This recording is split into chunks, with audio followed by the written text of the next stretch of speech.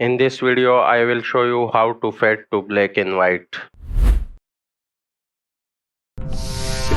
Alright, मैंने timeline में एक वीडियो क्लिप को ऐड कर लिया है जिसको मैं फेड करना चाहता हूँ कलर से ब्लैक एंड व्हाइट में। तो इसके लिए हम प्रोजेक्ट पैनल में जाएंगे, राइट क्लिक करेंगे, न्यू आइटम पे होवर करेंगे और एडजस्टमेंट लेयर को सेलेक्ट कर लेंगे। अब एडजस्टमेंट लेयर को ड्रैग कर लेंगे टाइमलाइन में और उस जगह पर पोजीशन कर लेंगे जहाँ पर हम फेड करना चाहते हैं। आप स्केच को ड्रैग करके इसकी ड्यूरेशन भी चेंज कर सकते हैं।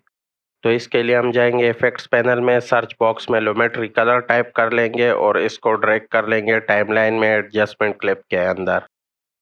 अब मेक श्योर करेंगे कि टाइमलाइन पर एडजस्टमेंट लेयर सेलेक्ट हो और इफेक्ट कंट्रोल्स में जाएंगे। सबसे पहले मेक श्योर करेंगे कि प्ले हेड एडजस्टमेंट लेयर के स्टार्ट पर पोजीशन हो। अब लुमेट्री कलर के अंदर क्रिएटिव सेक्शन को ओपन कर लेंगे। सैचुरेशन के पास स्टॉपवॉच को क्लिक कर लेंगे ताकि स्टार्टिंग की फ्रेम बन जाए एनिमेशन के लिए। अब प्ले हेड को उस जगह पर पोजीशन कर देंगे जहां पर हम क्लिप को फेड इन करना चाहते हैं। सैचुरेशन की वैल्यू को 0 पर सेट कर देंगे ताकि ऑटोमेटिकली दूसरा की फ्रेम बन जाए। ओके, जब मैं इसको प्ले करूंगा तो मेरी क्लिप कलर से ब्लैक एंड व्हाइट में फेड होगी। एनिमेशन के स्पीड को चेंज करने के लिए दूसरे की फ्रेम को पहले के करीब ड्रैग कर ले या फिर उससे दूर कर ले। अगर आप अपनी क्लिप को वापस कलर में फेड करना चाहते हैं तो प्ले हेड को मूव करके उस जगह पर पोजीशन कर दे। अब इन एरोस के दरमियान इस सर्कल को क्लिक कर ले ताकि तीसरा की फ्रेम बन जाए सैचुरेशन की करंट वैल्यू के लिए। अब प्ले हेड को एडजस्टमेंट लेयर के एंड पर पोजीशन कर दे और सैचुरेशन की वैल्यू को इंक्रीज करके 100 कर दे ताकि चौथा की फ्रेम बन जाए। ओके, अब जब मैं इसको प्ले करता हूँ तो मेरी क्लिप ब्लैक एंड व्हाइट से कलर में वापस फेड होती है।